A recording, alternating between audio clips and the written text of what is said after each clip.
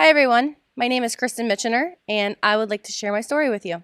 My story started when I was born, obviously, although I know that not many people remember that far back.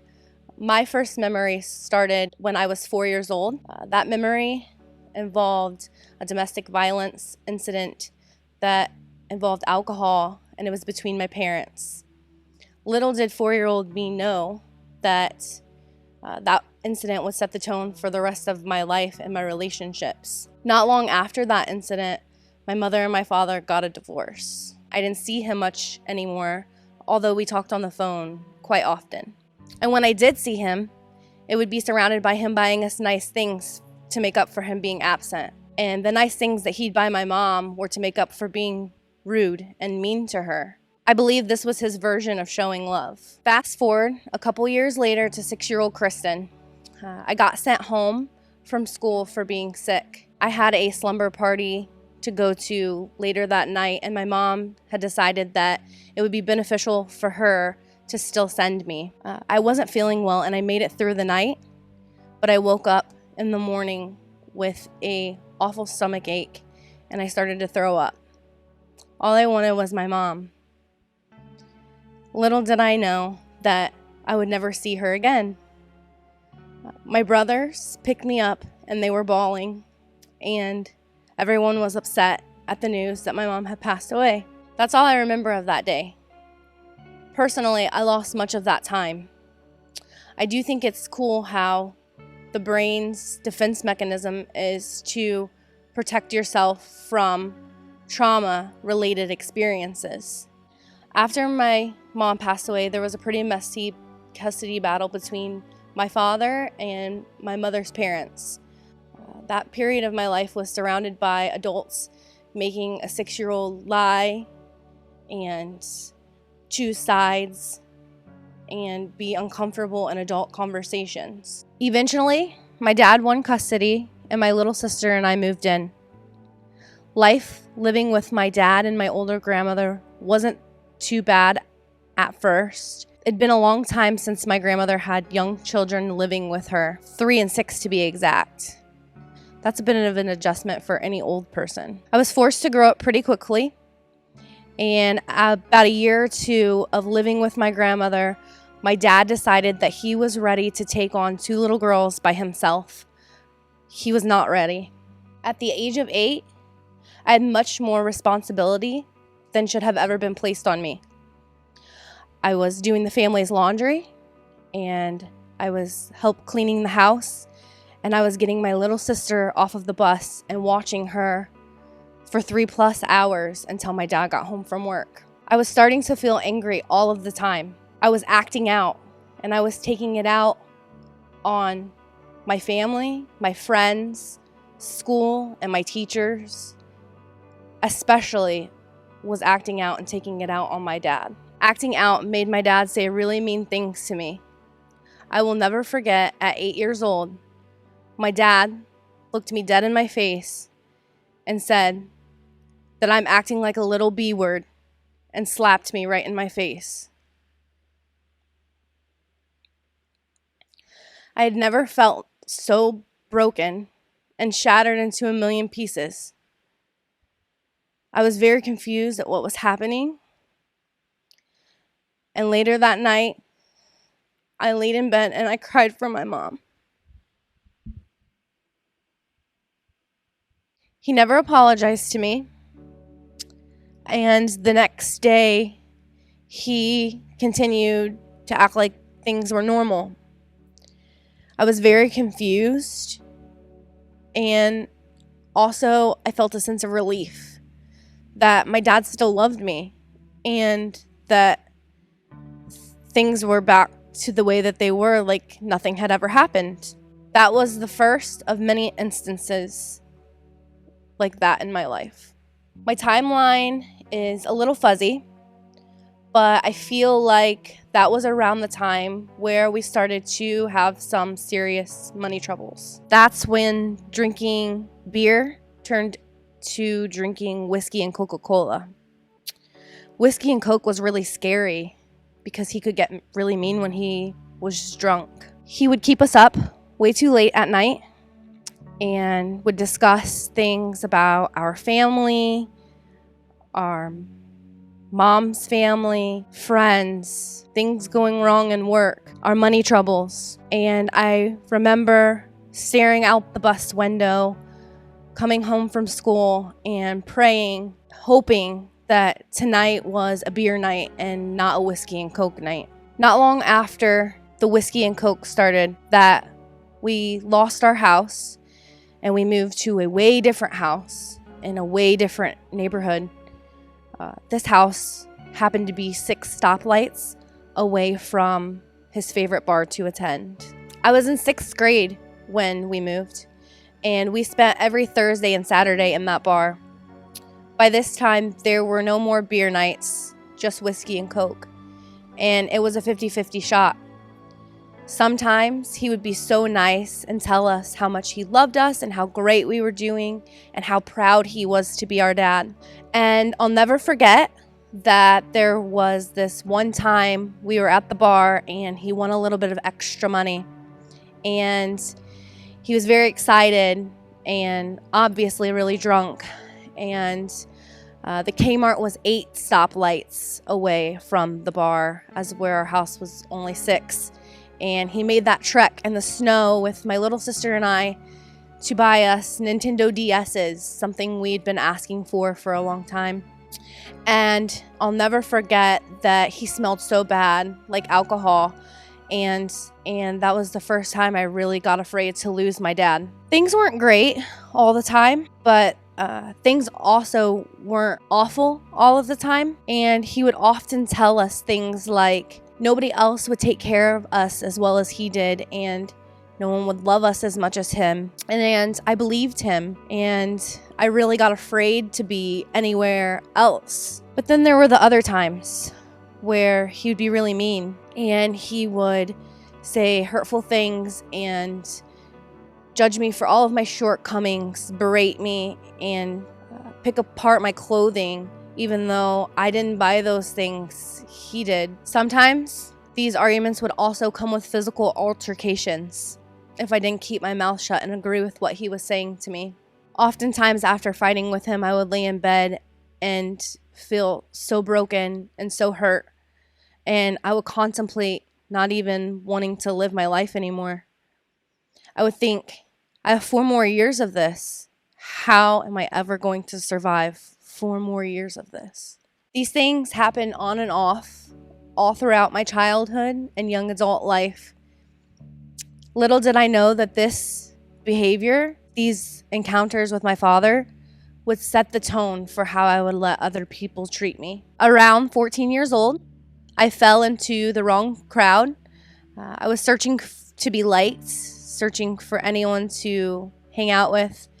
And I met a friend.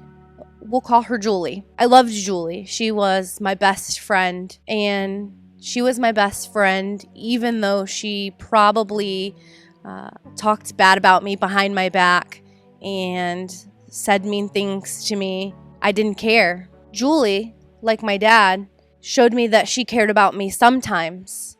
And that was good enough for me. To me, the times Julie was nice to me were more special than the times that she wasn't.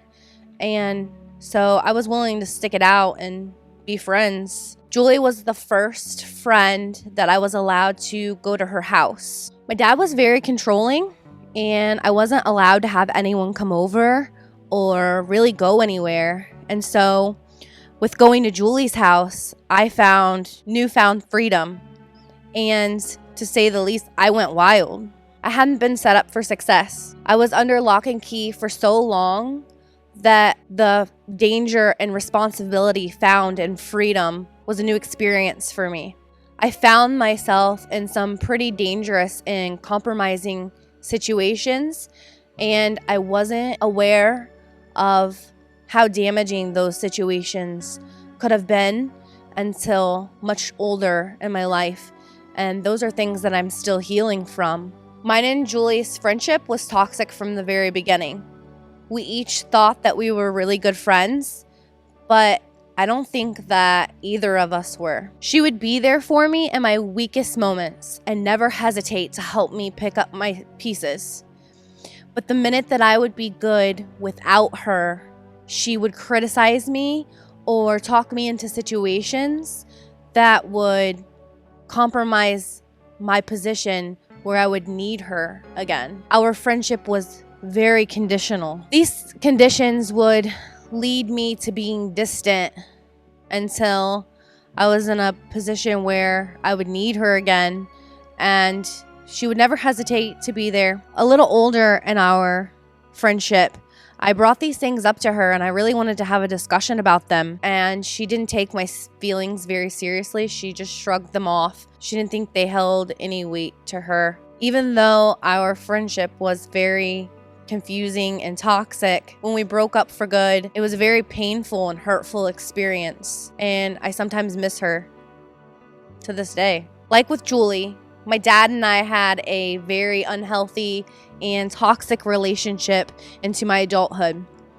He was my toxic best friend. He was also still very controlling. At 18, I found myself pregnant with my daughter, Kinsley, and I moved out of his house and into my own. He had a business at this time and I worked for him.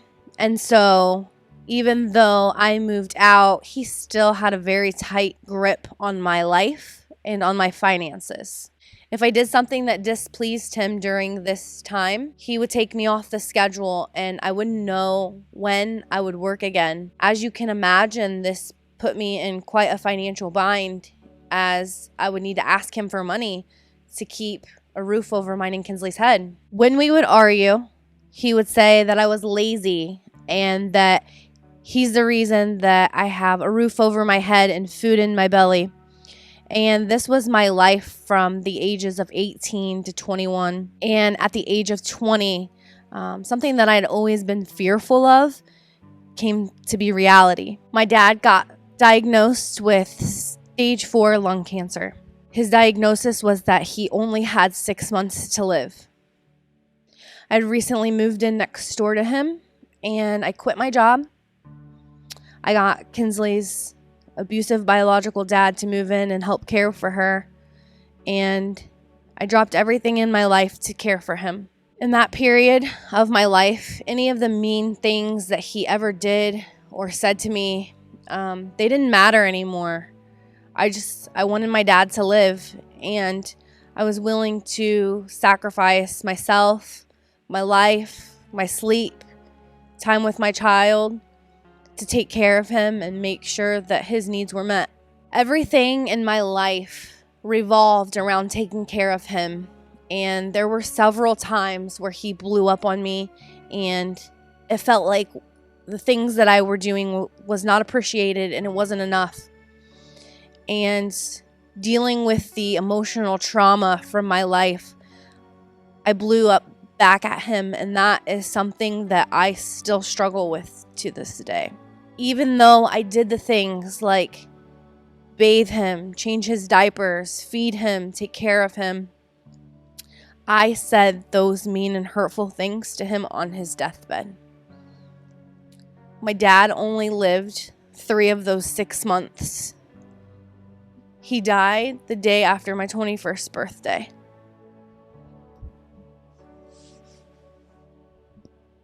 No talks or healing ever happened in this time.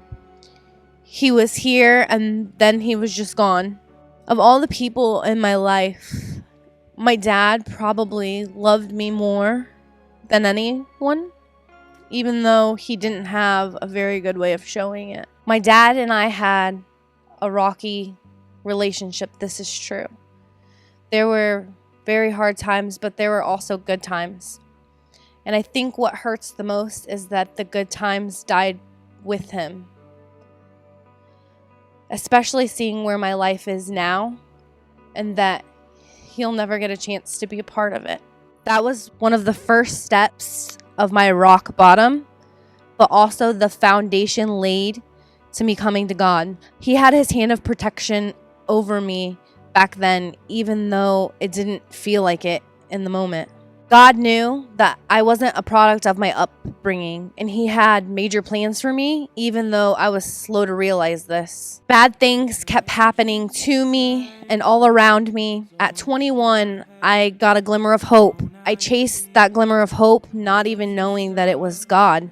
Over the next 5 years, God kept showing up over and over again, making it more evident that I was loved and I was protected. Each time added another chapter to my God story. God, He really kept showing up for me. So today, I want to tell you that I am not a product of my upbringing. To see where I started and where God's unconditional love has taken me sure makes for a good story. My story.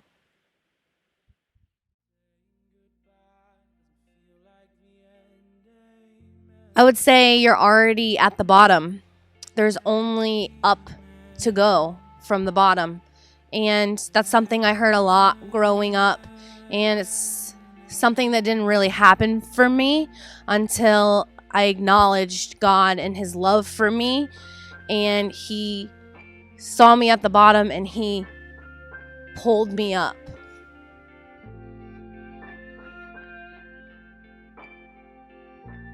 I would say that you are not a product of your mistreatment and your abuse. And those things that have happened to you are awful and they are traumatic and they are wounds that will need healing. But those are wounds that with time, patience, help, love, and God, those wounds can be healed, and you can be a productive person, and you can be someone different than where you came from.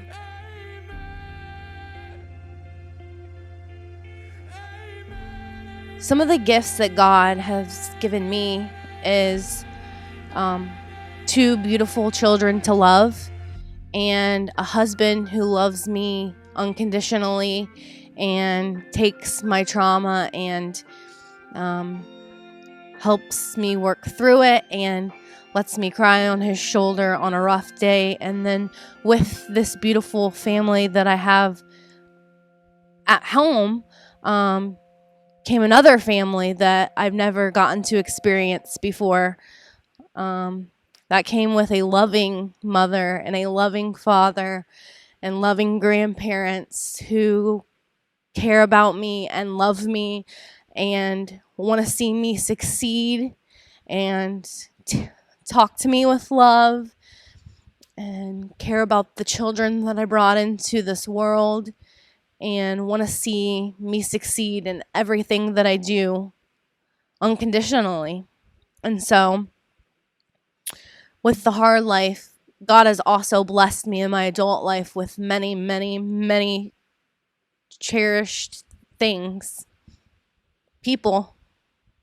You know, people probably hear my story and think, oh my gosh, that's so sad. But to hear my story and know where I came from, I'm strong, and God has brought me through this mess better than ever. I am not a product of my upbringing, but I see where I started and where God has taken me, and it sure feels like a good story, a God story.